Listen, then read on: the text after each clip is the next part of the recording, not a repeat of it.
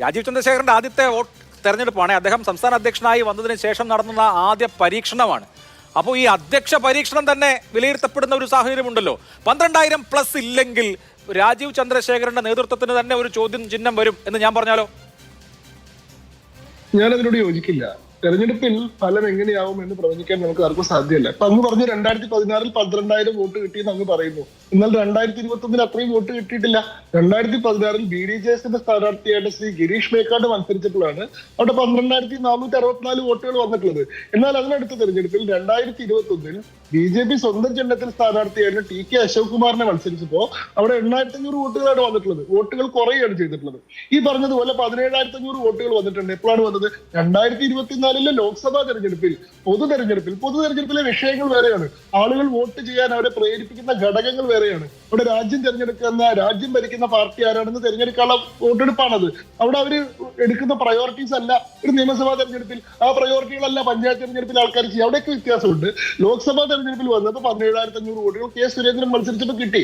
അത് രാഹുൽ ഗാന്ധിക്കെതിരെ മത്സരിച്ചപ്പോ ഉടനെ തന്നെ വന്നിട്ടുള്ള ഉപതെരഞ്ഞെടുപ്പിൽ പ്രിയങ്ക ഗാന്ധിക്കെതിരെ ശ്രീമതി നവ്യ ഹരിദാസ് മത്സരിച്ച സമയത്ത് 17,500 വോട്ടുകൾ ഉണ്ടായിരുന്നില്ല. അവിടെ കിട്ടിയിട്ടുള്ളത് ഏതാണ്ട് 13,200 വോട്ടുകളാണ്.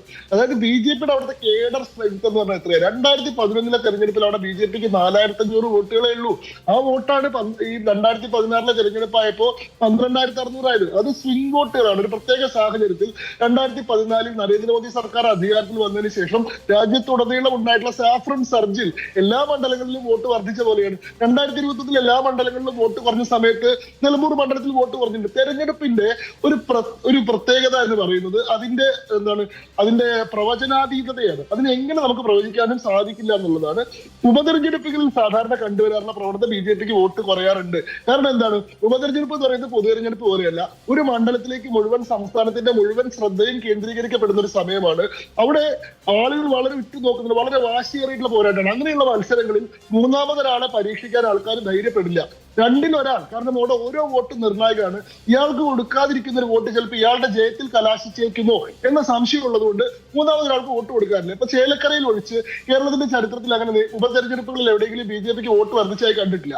എങ്കിൽ പോലും ഈ തെരഞ്ഞെടുപ്പിൽ ഏറ്റവും ശക്തനായിട്ടുള്ള ഒരു സ്ഥാനാർത്ഥിയെ നിർത്തിക്കൊണ്ട് സാധ്യമായിട്ടുള്ള മുഴുവൻ വോട്ടുകളും സമാഹരിക്കാൻ ശങ്കുട്ടിദാസ് പറഞ്ഞത് ശരിയായിട്ടുള്ള ഒരു നിരീക്ഷണമാണ്. കാരണം ഒരു ബൈപോളാർ കോൺടെസ്റ്റിലേക്ക് ഇതുപോലെയുള്ള മത്സരങ്ങൾ മാറാനുള്ള സാധ്യത. അപ്പോൾ മൂന്നാമത്തെ ശക്തിക്ക് കുറച്ചധികം വോട്ടുകൾ സാധാരണ നിലയിൽ കിട്ടാമെങ്കിൽ പോലും അത് തന്നെ കിട്ടാതിരിക്കുന്ന അവസ്ഥ, വോട്ട് ഷെയർ കുറയുന്ന അവസ്ഥ, ഈ രണ്ട് ദ്വന്ദ്ങ്ങളിലേക്ക് വോട്ടുകൾ രണ്ട് ധ്രുവങ്ങളിലേക്ക് നീങ്ങിപ്പോകുന്ന അവസ്ഥ. അപ്പോൾ ഒറ്റ ഡയറക്റ്റ് ആയിട്ടുള്ള ചോദ്യം, നിലമ്പൂരിൽ നടക്കുന്നത് ഒരു ബൈപോളാർ കോൺടെസ്റ്റ് ആണ് എന്ന് അംഗീകരിക്കുന്നോ സത്യസന്ധമായി? ഉപതെരഞ്ഞെടുപ്പുകൾ സ്വതവേ ബൈപോളർ ആണ്. നിലമ്പൂരിൽ പക്ഷെ ഇപ്പോൾ ഒരു വ്യത്യസ്തമായിട്ടുള്ള സാഹചര്യം ഉരുത്തിരിഞ്ഞു വന്നിട്ടുണ്ട്. നിലമ്പൂരിൽ അവിടുത്തെ സിറ്റിംഗ് MLA ഇപ്പൊ മറ്റൊരു സ്ഥാനാർത്ഥിയായിട്ട് നിൽക്കുകയാണ്. അവിടെ LDFന്റെ സിറ്റിംഗ് സീറ്റാണ്. പക്ഷെ LDFന്റെ ഒരു സ്ഥാനാർത്ഥിയും സിറ്റിംഗ് MLA മറ്റൊരു സ്ഥാനാർത്ഥിയാണ്. രണ്ടാം സ്ഥാനത്ത് വന്ന പാർട്ടി വേറൊരു സ്ഥാനാർത്ഥിയാണ്. കേരളത്തിൽ കഴിഞ്ഞ പൊതു തെരഞ്ഞെടുപ്പിൽ 19.72% വോട്ട് നേടിയിട്ടുള്ള ഒരു സീറ്റ് മേടിച്ചിട്ടുള്ള 13 നിയമസഭാ മണ്ഡലങ്ങളിൽ ഒന്നാം സ്ഥാനത്ത്, 8 നിയമസഭാ മണ്ഡലങ്ങളിൽ രണ്ടാം സ്ഥാനത്ത് വന്നിട്ടുള്ള പാർട്ടി അവിടെ ഒരു പ്രധാനപ്പെട്ട സ്ഥാനാർത്ഥി അവർക്ക് ിൽ വെച്ച് ഏറ്റവും മികച്ച സ്ഥാനാർത്ഥിയെ നിർത്തി തെരഞ്ഞെടുപ്പ് നേരിടുകയാണ്. അതുകൊണ്ട് തന്നെ ഈ തെരഞ്ഞെടുപ്പ് ഒരു ബൈപോളാർ തെരഞ്ഞെടുപ്പാണെന്ന് നമുക്ക് പറയാൻ സാധിക്കില്ല. നമ്മുടെ മുന്നിലുള്ള നിലവിലെ സാഹചര്യം വെച്ചുകൊണ്ട് അതൊരു ചതുഷ്കോണ മത്സരമാണ്. 4 പാർട്ടികൾ പങ്കെടുക്കുന്ന മത്സരമാണ്.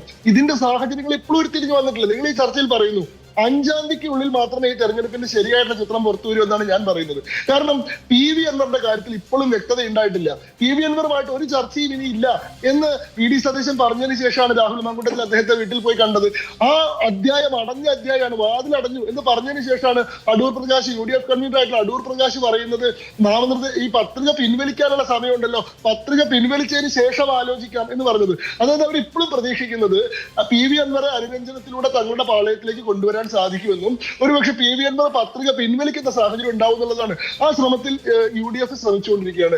LDFനെ സംബന്ധിച്ചിടത്തോളം ഭരണവിരുദ്ധ വികാരം എന്ന് പറയുന്ന ഒരു ഘടകത്തെ PV അൻവർ എന്ന് പറയുന്ന ഒരു മൂന്നാം സ്ഥാനാർത്ഥി വന്നു കഴിഞ്ഞാൽ അതിനെ കൊണ്ട് തടയാൻ സാധിക്കുമോ എന്നുള്ള പരീക്ഷണമാണ്.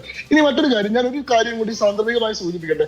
നമുക്ക് BJPയിലോ RSSലോ അങ്ങനെ വിമർശനാതീതരായിട്ടുള്ള നേതാക്കന്മാരും ഇല്ല. ആശയപരമായിട്ടുള്ള അഭിപ്രായ വ്യത്യാസങ്ങളും അതിന്റെ പേരിലുള്ള തർക്കങ്ങളും പാർട്ടിക്കുള്ളിൽ പല കാലത്തും ഉണ്ടായിട്ടുണ്ട്. ശബരിമല പ്രക്ഷോഭത്തിന്റെ സമയത്ത് ശബരിമലയിലെ ആചാരങ്ങളെ നിലനിർത്തണമെന്ന് വാദിച്ചിരുന്ന ഒരു പക്ഷവും ആചാരങ്ങളെ പരിഷ്കരിക്കണമെന്ന് വാദിച്ചിരുന്ന ഒരു പക്ഷമുണ്ട്. ഈ രണ്ട് പക്ഷങ്ങളും തമ്മിൽ വളരെ ശക്തമായിട്ടുള്ള വാദപ്രതിവാദങ്ങൾ ഉണ്ടായിട്ടുണ്ട്. എന്നാൽ ഈ പക്ഷങ്ങളെല്ലാം ഏറ്റവും മുതിർന്ന ആളുകളെ വിമർശിച്ചതിന് ശേഷവും ആദർശത്തിന്റെ അടിസ്ഥാനത്തിൽ അതിനുള്ളിൽ തന്നെ ഉറച്ചു നിൽക്കുകയാണ് ചെയ്തിട്ടുള്ളത്.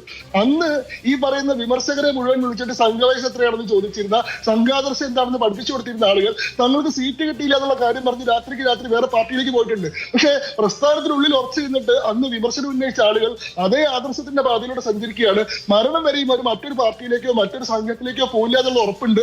ആ ഉറപ്പിന്റെ പേരാണ് നിലപാട്. ആ നിലപാടെടുക്കാനുള്ള ആർജവത്തിന്റെ പേരാണ് ആദർശ ശുദ്ധി. അത് എല്ലാവർക്കും മനസ്സിലായിക്കൊള്ളുന്നില്ല. ശരി, എന്തായാലും RSSന്റെ സൈദ്ധാന്തികനായിരുന്ന രംഗഹരി ശബരിമലയിൽ സ്ത്രീകൾ പ്രവേശിക്കണം എന്ന കാര്യത്തിൽ വളരെ ഉറച്ച നിലപാടുള്ള ആളായിരുന്നു എന്ന് ഞാനിപ്പോ ഈ വിഷയങ്ങളൊക്കെ ചർച്ചയായപ്പോൾ പ്രസ്തുത സന്ദർഭത്തിൽ ഒന്ന് ഓർമ്മിപ്പിക്കുന്നു.